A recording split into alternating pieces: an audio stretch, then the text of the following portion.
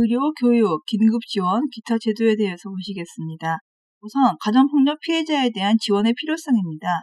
가정폭력 피해자의 대다수는 여성들이며 폭력의 유형은 정서적 폭력, 방임, 통제 등에 그치지 않고 물리적, 신체적 폭력으로 이어지는 경우가 많습니다.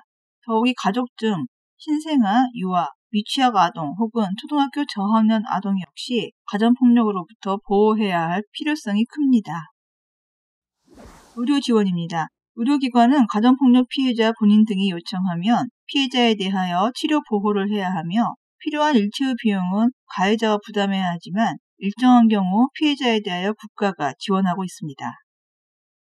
치료보호 실시에 대해서 보시겠습니다. 의료기관은 가정폭력 피해자 본인, 가족, 친지나 긴급전화센터, 상담소 또는 보호시설의 장 등이 요청하면 피해자에 대하여 다음의 치료보호를 해야 합니다.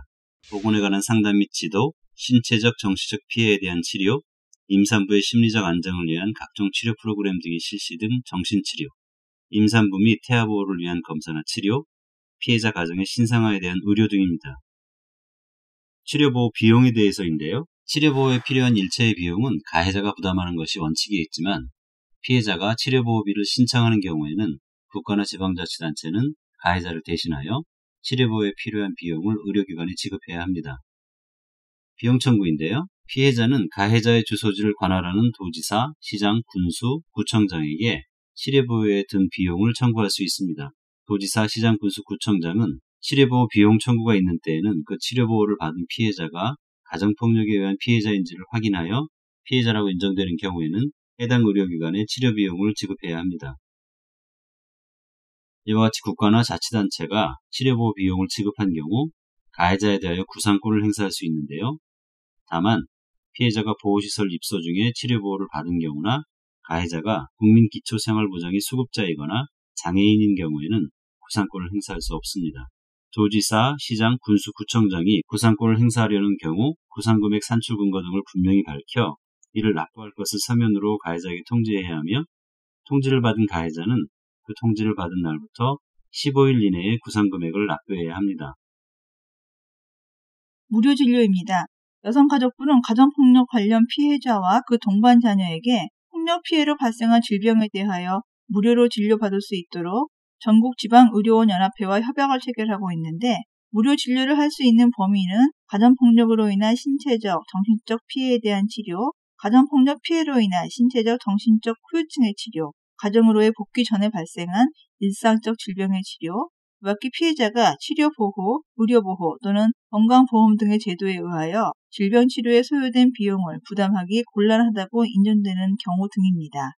다만 고가의 특수장비 또는 특수재료를 요하는 진료의 경우 해당 장비 사용료와 재료비는 본인 부담을 원칙으로 하되 구체적인 감면 범위는 피해자와 의료기관 간의 개별 협의에 따릅니다. 한편 보호시설에 입소하지 않은 피해자가 무료 진료를 받으려면 가정폭력 관련 상담소 또는 가정폭력 피해자 보호시설에서 진료 요청서를 발급받아 지방의료원 중 원하는 곳에 신청합니다. 이어서 교육 지원에 대해 보시겠습니다. 가정폭력의 피해자가 양육하는 아동이 있는 경우 교육 문제는 가정폭력과는 차원이 다르지만 현실적으로 매우 중요한 문제일 수 있습니다. 더 이상 함께 거주하는 것이 어려움은 물론 종전 주소지에서 학교 생활을 정상적으로 할 수도 없을 것입니다. 따라서 가정폭력 방지 및 피해자 보호 등에 관한 법률에서는 이에 대한 몇 가지 대책을 마련하고 있습니다. 먼저 초등학생의 경우인데요. 피해자인 아동 또는 피해자가 동반한 가정 구성원인 아동의 피해자는 피해 아동을 주소지 외의 지역에 있는 초등학교에 입학시킬 수 있는데 입학할 초등학교의 장에게 가정폭력 등의 사실을 입증하는 서류인 진단서와 상담소 의견서 등을 제출하여 승낙을 받아야 하며 학교장은 가정폭력이 발생한 사실이 인정되는 때에는 이를 승낙해야 합니다. 중학교 또는 고등학교의 장은 가정폭력이 발생한 사실이 인정되는 때에는 피해 아동이 다른 학교로 전학 또는 편입학할 수 있도록 추천해야 하며 교육장은 중학교의 장이 추천하거나 재입학을 지원하는 피해 아동에 대하여 전학 또는 편입학이나 재입학할 학교를 지정하여 배정해야 합니다. 비밀엄수 의무도 있는데요. 피해자 및 피해자가 동반한 가정 구성원의 보호를 위하여 읍면동의 장, 학교의 장, 교육장 또는 교육감은 가정폭력을 원인으로 하여 아동의 주소지 외의 학교로의 입학, 전학, 편입 조치한 사실이 취약 업무 관계자가 아닌 자, 특히 가해자이겠지요. 이런 사람들에게 공개되지 않도록 관리 감독해야 합니다. 이것은 가정폭력 가해자가 친권자임을 내세워 학교로 찾아오거나 자녀가 전학한 학교를 알려달라고 하는 경우를 대비하기 위한 것입니다.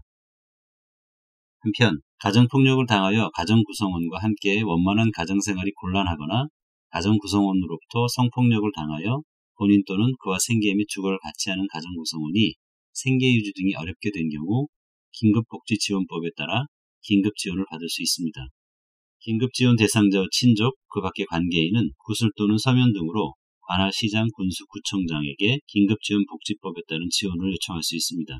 긴급지원이 필요한 사람은 우선적으로 생계곤란 등의 위기상황이 발생해야 하는데 위기상황의 판단 기준이 되는 사유로서 가정폭력과 관련된 것은 가구 구성원으로부터 방임, 유기되거나 학대 등을 당한 경우 혹은 가정폭력을 당하여 가구 구성원과 함께 원만한 가정생활이 곤란하거나 가구 구성원으로부터 성폭력을 당한 경우가 될 것입니다. 긴급지원의 종류로는 생계지원, 의료지원, 주거지원, 사회복지시설 이용지원, 교육지원 등이 있으며 그 밖에 위기사회의 발생으로 생계유지가 곤란한 가구는 동절기 연료비, 해산비, 장제비, 전기요금 등의 비용 또는 현물을 지원받을 수 있습니다. 긴급지원의 원칙을 보시겠는데요. 먼저 선지원, 후처리의 원칙입니다. 긴급구조는 구조의 적절성과 실효성을 위해 위기상황에 처한 자 등의 지원 요청 또는 신고가 있는 경우 담당 공무원의 현장 확인을 통해 긴급한 지원의 필요성이 인정되면 우선 지원을 하고 그 후 나중에 소득, 재산 등을 조사하여 지원의 적절성을 심사합니다. 단기지원의 원칙이 있는데요. 긴급지원은 1개월간의 생계유지 등에 필요한 지원을 합니다. 다만 시장, 군수, 구청장이 긴급지원 대상자의 위기상황이 계속된다고 판단되는 경우에는 1개월씩 2번의 범위에서 기간이 연장될 수 있습니다. 한편 지원이 종료되면 동일 사유로 다시 지원을 받을 수는 없지만 동일 상병은 1년이 경과한 후 다시 지원할 수 있고 주소득자의 사망, 가출, 가구 구성원으로부터의 방임, 유기, 가정폭력 등은 세부 내용을 달리하는 경우 다시 지원할 수 있습니다. 이어서 현물 지원 우선의 원칙인데요. 긴급 지원은 금전 또는 현물 등으로 지원하는 것이 원칙입니다. 따라서 의료 서비스 제공, 임시고소 제공 등 지원의 본래 목적을 달성하기 위해 현물 지원을 우선하도록 하고 현물 지원이 곤란한 경우에 금전으로 지원하되 생계 지원과 그 밖의 지원 중 해산비, 장제의 경우에는 금전 지원을 원칙으로 하고 금전 지원이 곤란한 경우에 한하여 예외적으로 현물 지원을 하게 됩니다. 가구 단위 지원의 원칙과 개인 단위 지원의 원칙이 있는데요. 긴급 지원은 가구 단위로 선정하여 지원하는 것을 원칙으로 합니다. 따라서 가정폭력, 성폭력 또는 학대 등으로 위기 상황에 처한 사람에 대해서는 폭력 또는 학대를 당한 사람 및 그와 함께 보호를 받아야 하는 사람을 하나의 가구로 보게 됩니다. 다만 의료 지원의 경우에는 의료 지원이 필요한 가구 구성원에 한해서 지원하게 됩니다. 그 밖의 지원입니다.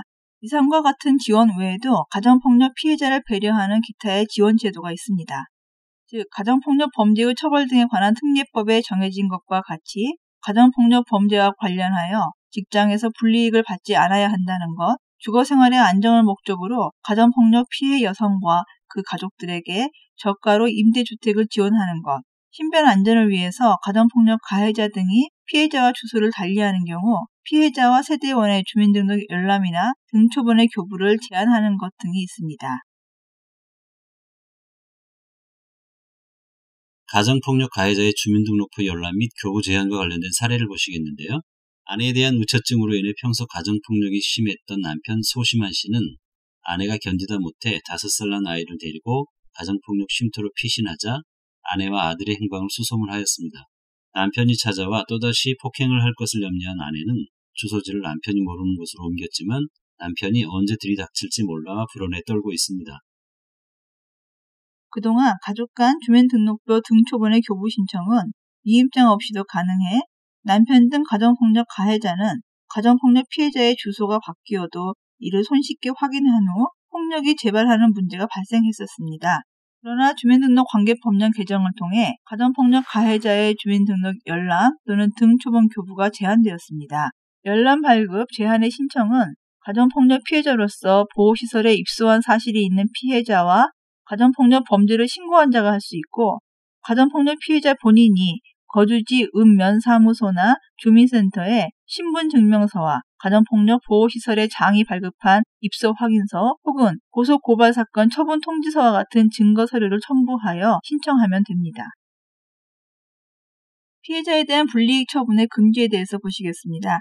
피해자를 고용하고 있는 자는 가정폭력 범죄의 처벌 등에 관한 특례법에 따른 가정폭력 범죄와 관련하여 피해자를 해고하거나 그 밖에 불이익을 주어서는 아니 됩니다.